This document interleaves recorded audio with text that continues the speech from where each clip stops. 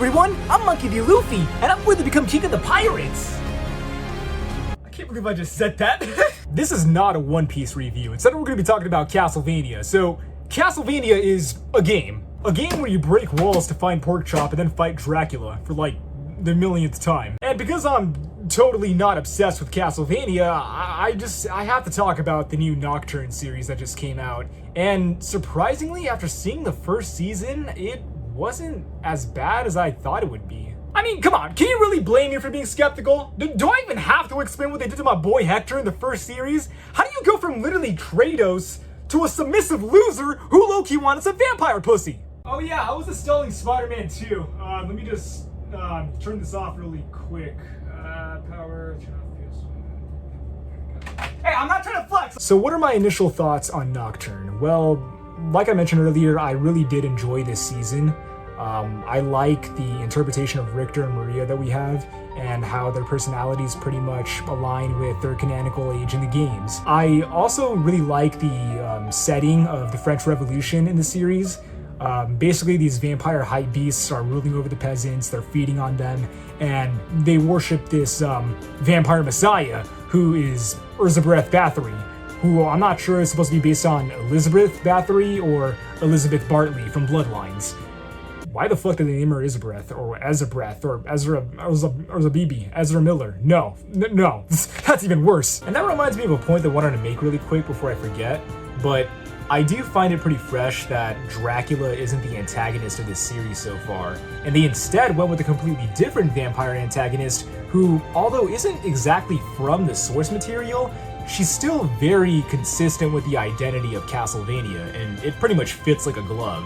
Especially with the setting that it has. Or maybe they are the same person, I don't know. What I find really cool too is seeing the development that Richter goes through. When you start the show, you see that he's this big badass Belmont who regularly kills vampires and any monsters standing in his way.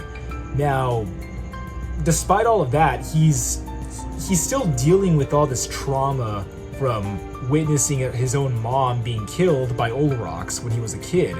And if you don't know, Olrox originally was a boss in Symphony of the Night. I never thought I would see him lay naked with another man. So yeah, Richter, Maria, Annette, and Tara, I think, they're in a little rescue mission trying to save Annette's friend from a dungeon because he got experimented on using a machine from hell that turns people into vampires or night creatures. So her friend, who I forgot the name of actually, god damn it, he's a night creature now, locked up in a cell, literally suffering, and just singing a bunch of opera to cope, I guess. Richter sees Olrox in the dungeon, and he's like, oh shit, that's the guy who killed my mom. So you know what, I'm gonna get the hell out of here, because what the fuck? The next day, I think, he's at a bar, right? You know, he's just contemplating, like, how do I overcome this trauma? Like, what do I do? What's next? Just Dave from Harmony of Dissonance just comes out of nowhere. And he's like, yeah, I'm your grandpa. Just beats up a bunch of dudes like in the bar. No elaboration. Yeah, I'm Just Dave. Nice to meet you. I did not see you, and I try to stay away from you just to protect you or whatever. Something like that.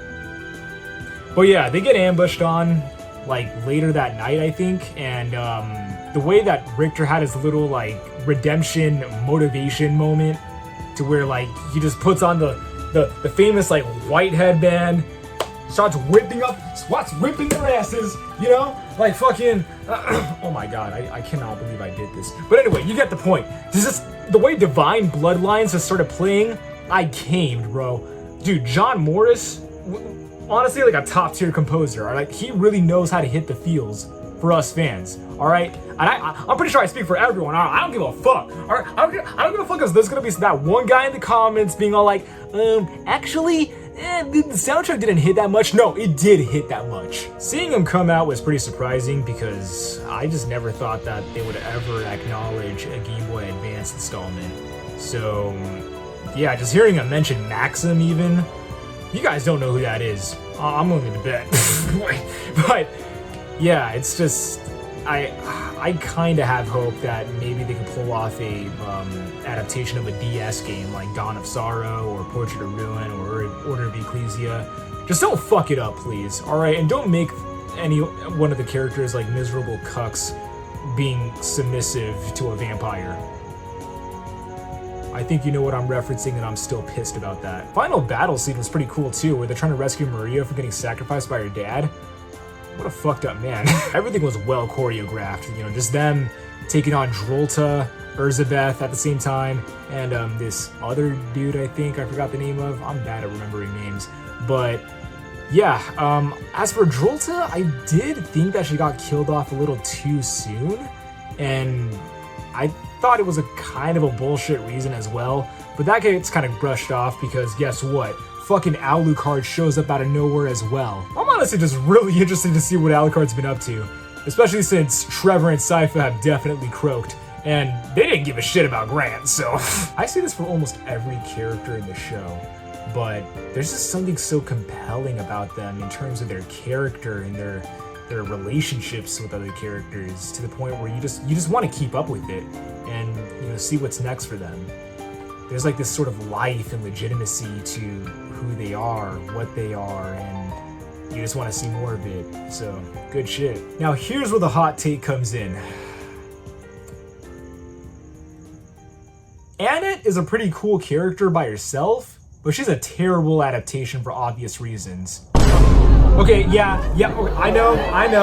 Oh, gee, you will get. Oh, whoa, wait, you got a strap? Hey, yo!